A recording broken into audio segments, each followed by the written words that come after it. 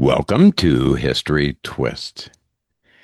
Because we want to present a lot of controversial facts, we will be doing this particular episode in two parts. The first part will set the stage and present mainly factual, historical information upon which we can build. In this twist, we look at the probable, in my opinion, probable outcome of Trump's desire to take over Canada, Mexico, and Greenland. I have to say, when I heard Trump state that he would become a dictator, ostensibly, because everyone would want that, you're right, I could not help but reflect back to Hitler's claim that he would make Germany great again. Does that sound at all familiar to you? Ringing a bell to me. And his justification was claiming a variant of the manifest destiny called, in Germany by Hitler, Lebensraum, which means living space. I take responsibility for my viewpoint. I also want to welcome Chandler Foster as a team member with Dr. Deneen and me. Setting aside my fears concerning repeat of Hitler, we will focus on what might happen if the USA tried to take control of Canada, Mexico, and Greenland. So, off we go. In this history twist, early this morning, in an alternate present-day reality, Americans woke to news that their country had launched an invasion of Canada, Mexico, and Greenland, an attempt to annex three nations by force. First of all, Dr. Weaver and Dr. Dean, I'd like to say thank you for having me. Thank you for letting me join. Our pleasure. Because in this episode, we're going to document how this nightmare unfolded. We're going to walk through the Blitz prelude, the Blitz across North America, the global shockwaves, and the dark aftermath. This isn't a movie plot or a war game, but it is a speculative look at an alternate present that feels chillingly close to the brink. How did we get here? To understand why the United States would attempt something so extreme as annexing its neighbors, we must look at the cascade of tensions and radical ideologies that led to this point. In this alternate timeline, the signs were there, growing louder and louder each day. Let's start with Canada, our closest ally, sadly turned target. Trade disputes have been simmering in Trump's first term and began again when he got the White House back. In his second term, President Donald Trump repeatedly accused Canada of, quote, treating us very unfairly on trade, threatening very heavy tariffs. He insisted that Canada was taking advantage of the U.S. for its defense and even floated that the United States shouldn't support another country unless that country is a state. In one offhand remark, he mused that Canada would greatly benefit from becoming the 51st U.S. state, claiming Canadians would have no military problems and be much more secure in every way. Canadian Prime Minister Justin Trudeau publicly rejected these notions, stating it was not going to happen. Tensions rose further when President Trump imposed tariffs on Canadian steel, aluminum, and other goods to press his point. Diplomatic relations frayed a bit. What once seemed like a bizarre idea, forcibly absorbing Canada, began to be discussed in Washington's hardline circles as manifest destiny reawakened. Next, Mexico. The U.S. had been pressuring Mexico aggressively under the banner of the drug war, cartel-fueled violence, and the flow of fentanyl gave Washington a rallying cry. In our timeline, President Trump actually offered to send U.S. troops into Mexico to help fight the cartels. On offer, Mexico's President Claudia Sheinbaum flatly refused, asserting that sovereignty is not for sale. She stressed Mexico would never accept the presence of the United States military in our territory. For that, see Reuters.com. Trump complained that President Sheinbaum was so afraid of the cartels that she can't even think straight, and warned that the U.S. would take unilateral action if Mexico did not dismantle the drug networks. And you can see Reuters.com for that as well. These were not just idle threats, but they set the stage for what was to come. Finally, we get to Greenland, a seemingly unlikely target, but rich in resources and strategically vital in the Arctic. Back in 2019, Trump openly floated buying Greenland from Denmark, an idea dismissed as absurd at the time. But he never let it go. In this alternate present, that idea morphed into something much darker. President Trump insisted that American ownership and control of Greenland was an absolute necessity, as the ArcticInstitute.org said. He even refused to rule out using force to take Greenland. This shocked U.S. allies. A sitting U.S. president hinting at armed conquest of a territory belonging to Denmark, a NATO ally? But Trump's rhetoric only intensified, tying Greenland to America's strategic destiny. Why Greenland? For one, its location and resources. Greenland sits astride the Arctic, controlling emerging polar shipping lanes. It houses the U.S. Tool Air Base, now Patuxent Space Base, critical for space surveillance.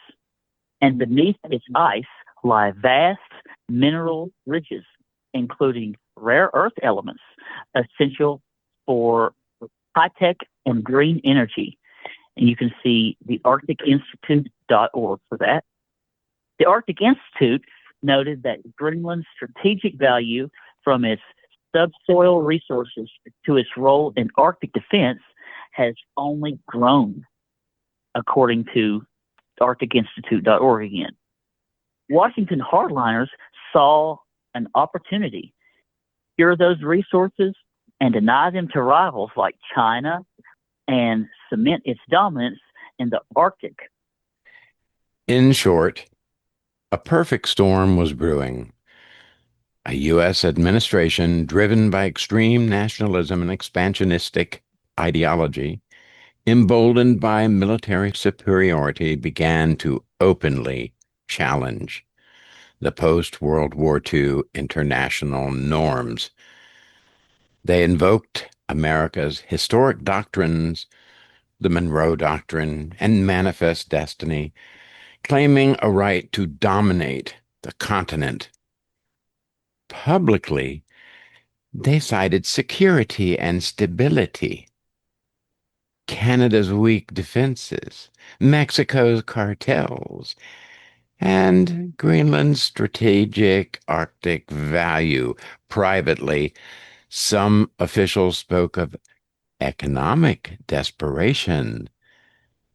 The U.S. had huge debt and resource needs, and a belief that annexation could jumpstart American fortunes. Around the world, few believed the U.S. would actually go so far as to use overt military force against its friends. But the warning signs were there. In January, the president remarked to reporters, "I think we're going to have Greenland.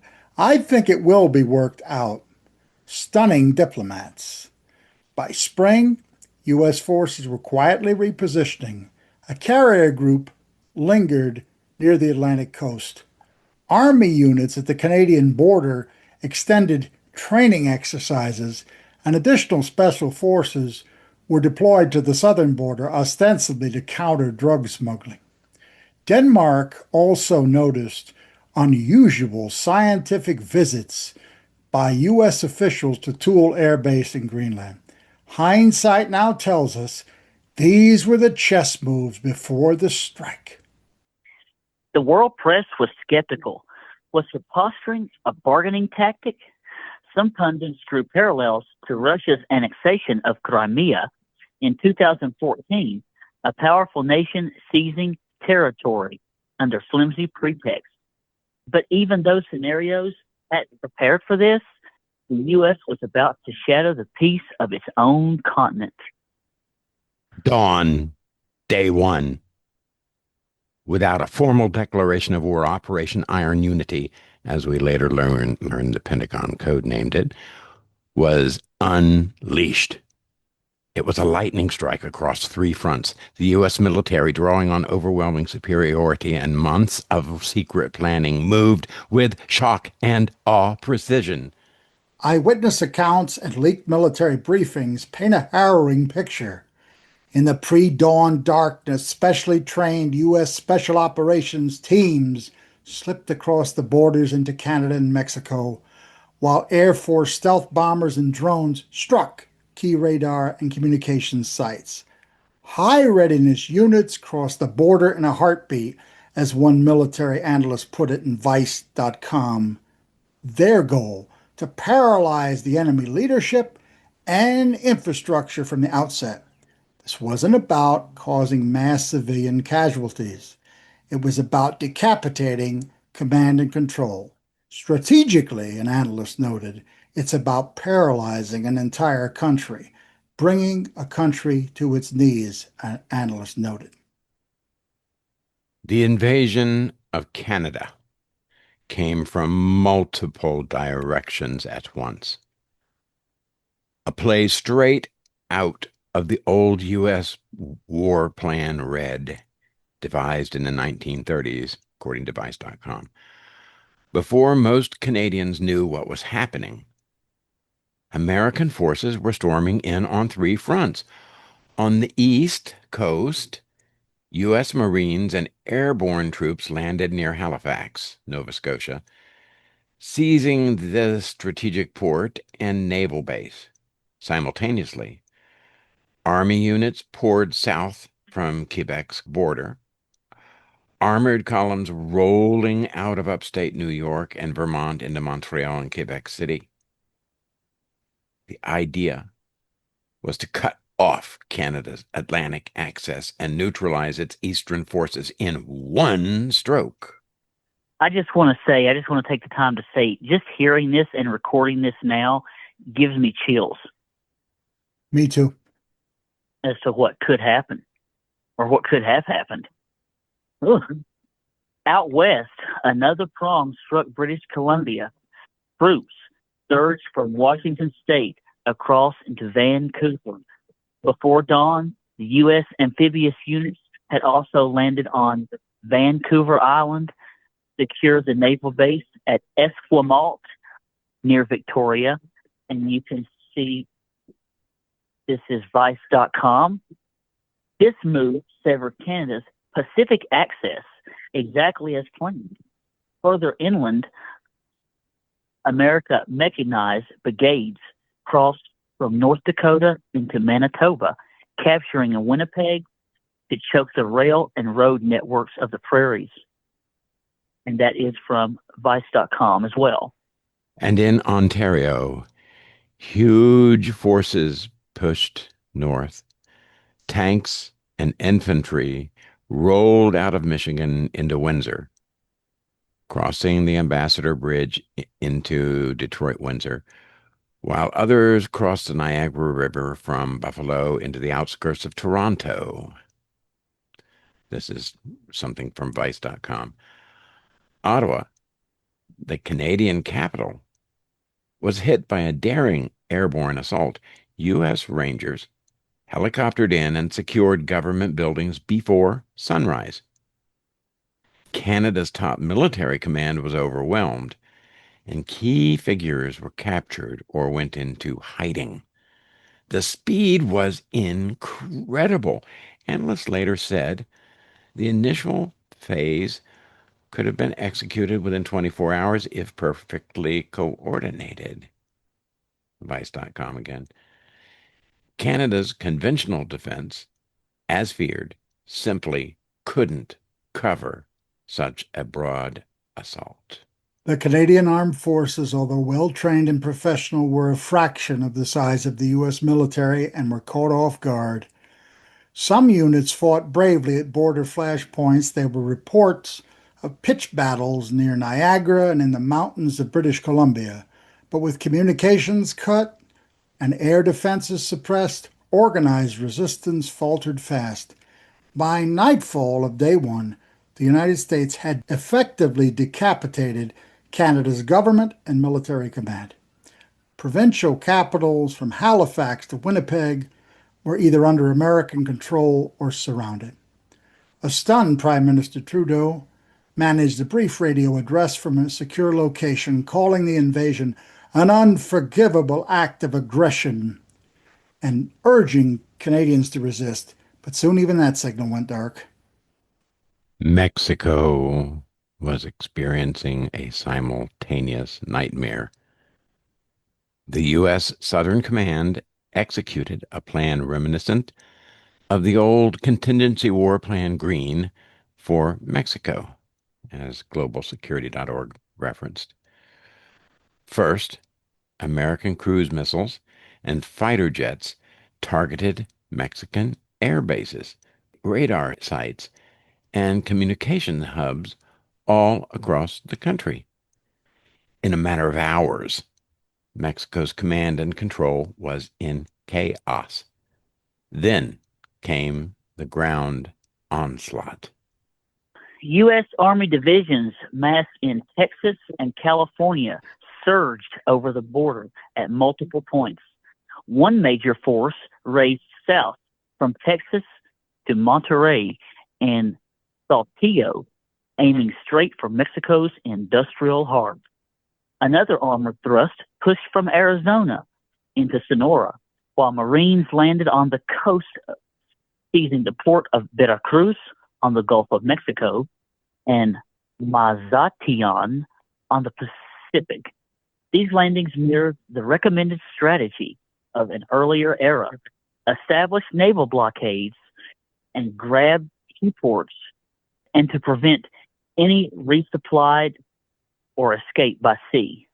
By cutting off Mexico's coasts and securing the northern border, the U.S. intended to trap the Mexican government and military in a tight new vice.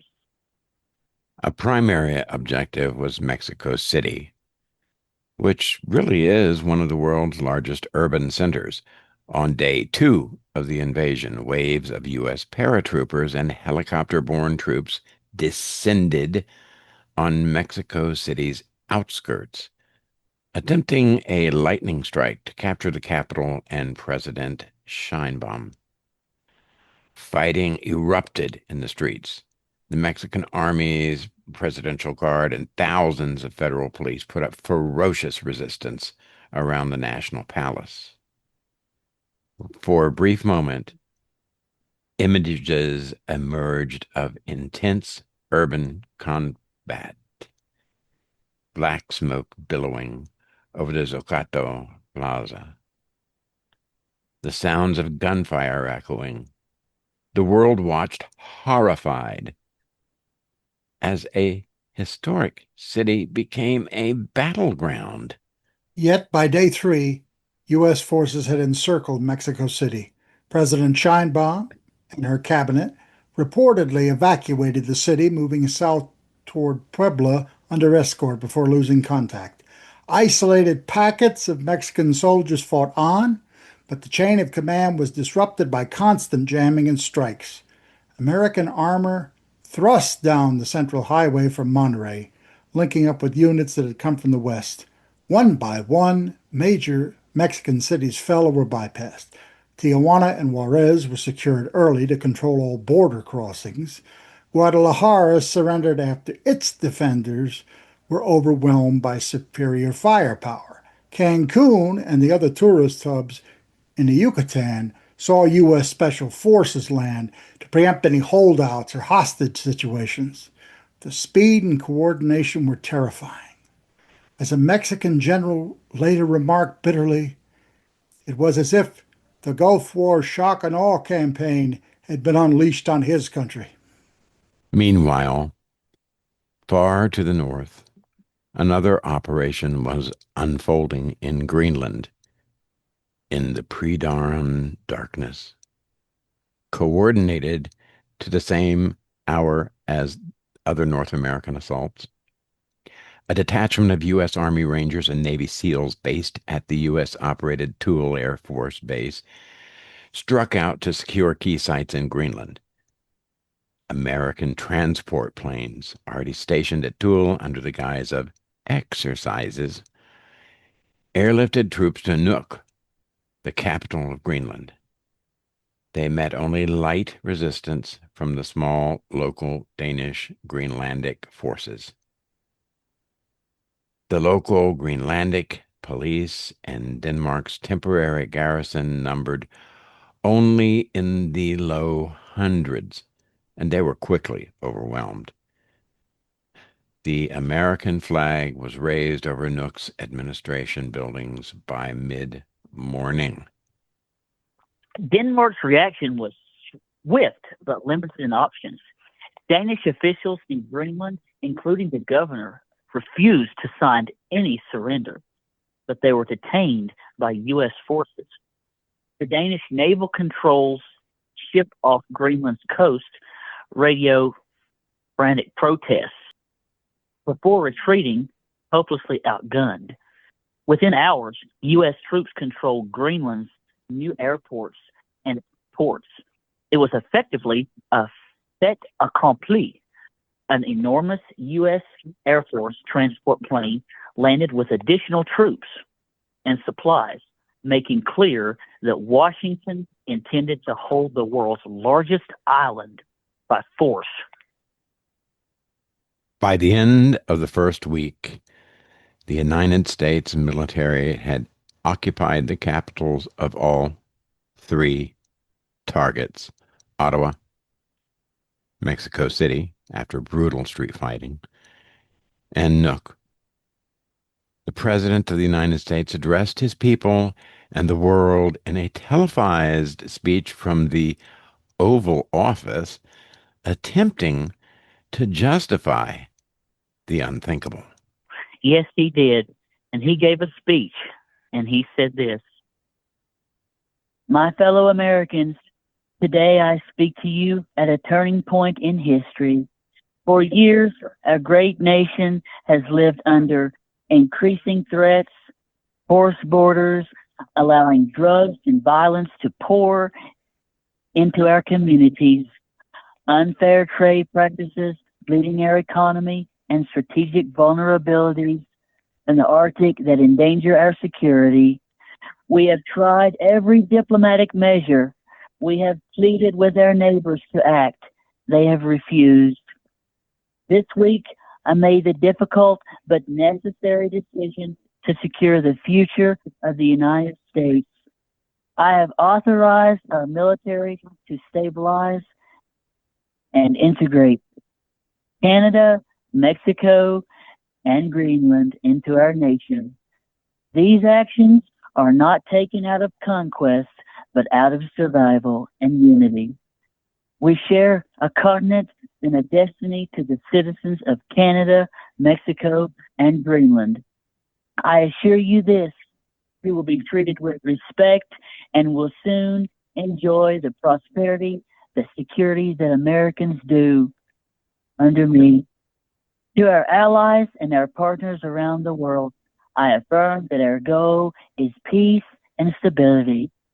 We will not tolerate any outside interference in these efforts. Any attempt to undermine our nation will be met with overwhelming force. God bless America and all who call this continent home."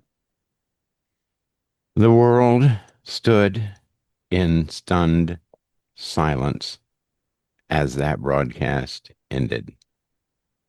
A modern American president openly claiming the right to invade and annex sovereign neighbors.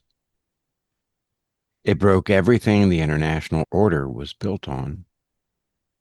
The campaign for the moment had achieved its initial military objectives, but the consequences were only beginning.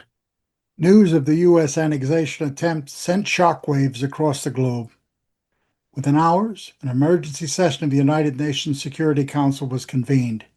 UN Secretary General Antonio Guterres appeared grave on camera, condemning the invasion as a flagrant violation of both international law and the UN Charter. In the Security Council, allies and adversaries alike denounced Washington's move. A resolution demanding an immediate withdrawal of U.S. forces was introduced, only to be vetoed by the United States itself as a permanent council member. The U.S. ambassador sat isolated, defending the indefensible. In the UN General Assembly, country after country, from close allies like Germany and Japan to rivals like Iran and China, lined up to condemn the American actions in an emergency special session. The resolution that eventually passed declared the annexation null and void, with over 150 nations approving. It was a moral victory on paper for the world, but enforcing it was another matter entirely. Perhaps the most immediate and complex fallout was within NATO, that is, the North Atlantic Treaty Organization. Here was an unimaginable scenario. The United States, the alliance's linchpin, had attacked Canada and Denmark via Greenland, both NATO members. NATO's Article 5, the Mutual Defense Clause, had technically been activated in reverse, an internal attack. The alliance was paralyzed. European NATO members held frantic closed-door meetings in Brussels. For the first time in its history, NATO faced the prospect of expelling a member, the United States, or risk the alliance's collapse. Ultimately, they issued a statement of suspension. The U.S. was suspended NATO decision-making and command structures. European allies pledged support Canada, at least humanitarian and economic support, but militarily confronting the U.S. was a step too far for most, as Vice.com pointed out. Privately, NATO nations knew they could not win a full-out war with their erstwhile ally, who happened to be the world's preeminent nuclear superpower. How could they project sustainable forces to the United States? One expert remarked ruefully that it was near impossible.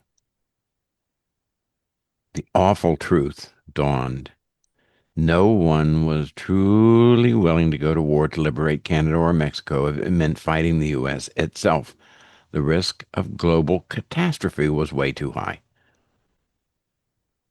Still, the diplomatic isolation of America was stark. Traditional U.S. allies like the U.K., France, Germany, Japan, Australia even, all issued scathing condemnations.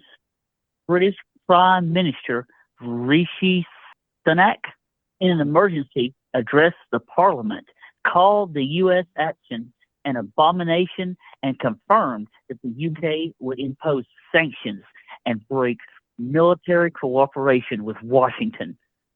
France's President Emmanuel Macron and Germany's Chancellor Olaf Scholz jointly declared support for Canada and Mexico's sovereignty, although their pledges stopped short of military intervention. As analysts noted, a major Western power turning rogue shakes the entire global order, as the Arctic Institute said. Europeans feared the very foundation of international law was crumbling. They scrambled to shore up the norm of territorial sovereignty, not just out of principle, but out of self-preservation. If America could do this, what message did it send to other aggressive powers? Indeed. Eyes turned warily towards Russia and China. Moscow's initial reaction was a mix of gloating and alarm. President Vladimir Putin, bless his heart, gave a televised speech criticizing the U.S. for grossly violating international law, with more than a hint of Schadenfreude, or experiencing pleasure at another's misfortune. Russian state media pointed out the hypocrisy of Washington, which had sanctioned Russia for annexing Crimea, now grabbing land itself. But behind the rhetoric, the Kremlin saw strategic opportunity. Russia immediately stepped up its military presence in the Arctic, ostensibly to protect Russian interests, now that the U.S. had taken Greenland. Russian strategic bombers were detected probing U.S. air defenses near Alaska, a clear warning signal. And in Eastern Europe, Russian forces in Kaliningrad and NATO's eastern flank went on higher alert. NATO, now split and weakened, looked less threatening. Some feared Putin might take advantage of the chaos, perhaps pressuring the Baltic states or testing NATO's resolve in many other places. Like China. And for its part, they issued strong condemnations, very strong, emphasizing the sanctity of national sovereignty was a nod, no doubt, to its own claim from Taiwan, which it frames as an internal matter. Beijing accused Washington of imperialist actions of its peaceful nations and urged an immediate withdrawal. At the same time, Chinese military leadership widely saw the U.S. being bogged down in North America as a once-in-a-lifetime chance. Within weeks, Chinese naval vessels increased their patrols around Taiwan. There were reports, unconfirmed, of Chinese missile brigades being put on high alert. The U.S. Pacific Fleet, normally a strong counterweight to China, was partially redeployed to support the North American operations, leaving a potential gap. The world held its breath that China might try to settle its own scores amid the distraction. In diplomatic channels, however, China was very careful. It likely calculated it could gain more by letting the U.S. self-destruct diplomatically than by starting another war. Yeah, Russia and China's nuclear forces were nonetheless put on heightened alert. The U.S., after all, had just signaled a willingness to break norms. Who was to say Washington wouldn't lash out further? The Kremlin, in a chilling message, reminded the world that Russia's nuclear arsenal was ready to ensure no foreign power threatens our motherland or our interests. The implication was clear.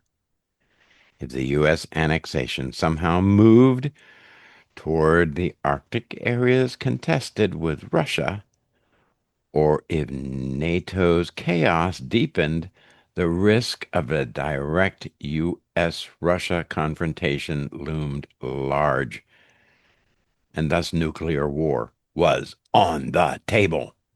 Mm-hmm. Meanwhile, President Trump and his own little inner circle made their own nuclear stance clear. In a private but leaked memo, U.S. raised its DEFCON level and put strategic forces on alert to dissuade any intervention. The administration openly warned that if an attack on U.S. forces occupying Canada, Mexico, or Greenland would be treated as an attack on the United States homeland, hinting at nuclear retaliation. Essentially, Washington was using its nuclear arsenal as a shield for its conventional aggression. We have nukes, so don't intervene. This unprecedented situation, the nuclear fluff to cover up an invasion, plunged the world into the most dangerous nuclear standoff since the Cuban Missile Crisis. Okay. Well, this is where we're going to stop part one of this podcast episode.